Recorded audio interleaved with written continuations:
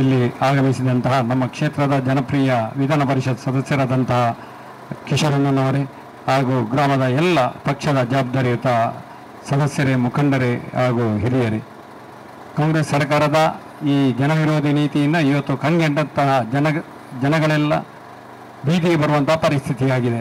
ಈ ಪರಿಸ್ಥಿತಿಯಲ್ಲಿ ನಮ್ಮ ರಾಜ್ಯವನ್ನು ಸುಸ್ಥಿತಿಗೆ ತರುವಲ್ಲಿ ನಮ್ಮ ಭಾರತೀಯ ಜನತಾ ಪಕ್ಷವು ಶ್ರಮಿಸಿ ಪ್ರತಿ ಪಂಚಾಯತ್ನ ಎದುರು ಕಾಂಗ್ರೆಸ್ನ ದುರಾಡಳಿತದ ಬಗ್ಗೆ ಒಂದು ಪ್ರತಿಭಟನೆಯನ್ನು ಹಮ್ಮಿಕೊಂಡಿದ್ದೇವೆ. ಅನೇಕ ಜನಪರ ಯೋಜನೆಗಳನ್ನು ನಮ್ಮ ಜನಪ್ರಿಯ ಶಾಸಕರಾದಂತಹ ಯಡಿಯೂರಪ್ಪನವರು ತಂದಿದ್ದಾರೆ. ಅದನ್ನು ಅನುಷ್ಠಾನಗೊಳಿಸದೆ ಜನರಿಗೆ ತುಂಬ ಸಂಕಷ್ಟವಾಗಿದೆ. ಯಡಿಯೂರಪ್ಪನವರು ತಂದಂತಹ ಫಸಲ್ ಬಿಮಾ ಯೋಜನೆ ಅಂದರೆ ಕೇಂದ್ರದ ಫಸಲ್ ಬಿಮಾ ಯೋಜನೆಯ 2,000ದೊಂದಿಗೆ ರಾಜ್ಯ ಸರ್ಕಾರದ 2,000 ರೂಪಾಯಿ ಪ್ರತಿಯೊಬ್ಬರ ಅಕೌಂಟಿಗೆ ಬರುತ್ತಿತ್ತು. ಆ ರಾಜ್ಯ ಸರ್ಕಾರದಿಂದ ಬರುವಂತಹ 2,000 ರೂಪಾಯಿಗಳನ್ನು ಈಗಾಗಲೇ ಕಾಂಗ್ರೆಸ್ ಸರ್ಕಾರ ಅದನ್ನು ವಜಾಗೊಳಿಸಿದೆ.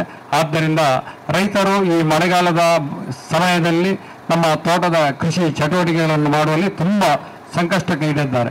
ಅದೇ ರೀತಿ ನಮ್ಮ ಈ ರಾಜ್ಯ ಸರ್ಕಾರದ ವೈಫಲ್ಯದಿಂದ ದಕ್ಷಿಣ ಕನ್ನಡದ ಜೀವನಾಡಿಯಾಗಿರುವಂತಹ ಪ್ರತಿಯೊಬ್ಬರು ಜೀವನ ನಡೆಸುವಂತಹ ಕೆಂಪುಕಲ್ಲು ಹಾಗೂ ಹೊಯ್ಗೆಯ ಒಂದು ದಂಧೆಯಿಂದಾಗಿ ಈ ದಕ್ಷಿಣ ಕನ್ನಡ ಜಿಲ್ಲೆಯಲ್ಲಿ ಹೊಯ್ಗೆ ಮತ್ತು ಕಲ್ಲು ಎಲ್ಲ ನಿಷೇಧಗೊಂಡು ನಮ್ಮ ಜನಸಾಮಾನ್ಯರಿಗೆ ಯಾವುದೇ ಕಟ್ಟಡ ಕೆಲಸ ಅಥವಾ ಇನ್ನಿತರ ಕೆಲಸಗಳನ್ನು ಮಾಡದೆ ನಮ್ಮ ಕಾರ್ಮಿಕರು ತುಂಬ ಸಂಕಷ್ಟದಲ್ಲಿದ್ದಾರೆ.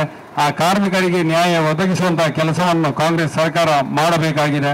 ಆದಷ್ಟು ಬೇಗ ಆ ಕೆಂಪುಕಲ್ಲು ಹಾಗೂ ಹೊಯ್ಗೆಯನ್ನು ಒಂದು ಸರಳೀಕರಣಗೊಳಿಸಿ ಅದನ್ನು ಅಧಿಕೃತವಾಗಿ ಜನಗರಿಗೆ ತಲುಪುವಲ್ಲಿ ರಾಜ್ಯ ಸರ್ಕಾರ ಆದಷ್ಟು ಬೇಗ ಕ್ರಮವನ್ನು ಕೈಗೊಳ್ಳಬೇಕು. ಅದೇ ರೀತಿ ಜನಗಳಿಗೆ ಕರೆಂಟ್ ಬಿಲ್ ಆಗಿರ್ಬೋದು, ಇನ್ನಿತರ ಇದರಲ್ಲಿ ಆಗಿರ್ಬೋದು ಬಿಟ್ಟಿ ಯೋಜನೆಗಳನ್ನು ಕೊಟ್ಟು ಇನ್ನೊಂದು ಮುಖಾಂತರ ಜನರಿಂದ ಸುಲಿಗೆಯನ್ನು ಮಾಡುವಂತಹ ಕೆಲಸವನ್ನು ಮಾಡಿದೆ.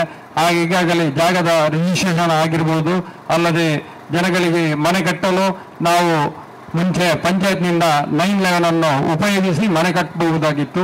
ಆದರೆ ಇತ್ತೀಚಿನ ದಿನಗಳಲ್ಲಿ ಆ 911 ತೆಗೆಯಬೇಕಿದ್ರೆ ನಾವು ಮೂಡದ ಪರ್ಮಿಷನ್ ಅನ್ನು ತೆಗೆದುಕೊಂಡು ಇಲ್ಲಿ ಮನೆ ಕಟ್ಟುವಂತಹ ಒಂದು ದೌರ್ಭಾಗ್ಯ ನಮಗೆ ಬಂದಿದೆ.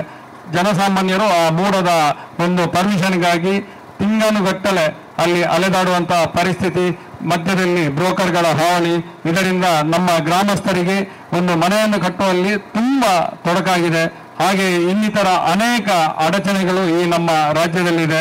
ರಾಜ್ಯ ಸರ್ಕಾರವು ವಿಪಕ್ಷದ ಒಂದು ಬಾಯಿಯನ್ನು ಮುಚ್ಚಿಸುವಂತಹ ದೊಡ್ಡ ದಬ್ಬಾಳಿಕೆಯನ್ನು ಕೂಡ ನಡೆಸ್ತಾ ಇದೆ.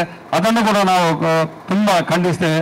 ಆದ್ದರಿಂದ ನಮ್ಮ ಪ್ರತಿಯೊಂದು ಗ್ರಾಮಸ್ಥರಲ್ಲಿ ಮನವಿ, ಈ ಕಾಂಗ್ರೆಸ್ ಸರ್ಕಾರದ ಒಂದು ದುರಾಡಳಿತವನ್ನು ಅಂತ್ಯಗೊಳಿಸಿ ಮುಂದಿನ ದಿನಗಳಲ್ಲಿ ನಮ್ಮ ಭಾರತೀಯ ಜನತಾ ಪಕ್ಷ ಅಧಿಕಾರ ಬರುವಲ್ಲಿ ತಮ್ಮ ಪಾತ್ರವನ್ನು ನಿರ್ವಹಿಸಬೇಕೆಂದು ವಿನಂತಿಸುತ್ತಾ ನನ್ನ ಮಾತನ್ನು ಮುಕ್ತಾಯಗೊಳಿಸುತ್ತೇನೆ. ಬೋಲೋ ಭಾರತ್ ಮಾತಾ ಕಿ, ಬೋಲೋ ಭಾರತ್ ಮಾತಾ ಕಿ, ಬೋಲೋ ಭಾರತ್ ಮಾತಾ ಕಿ.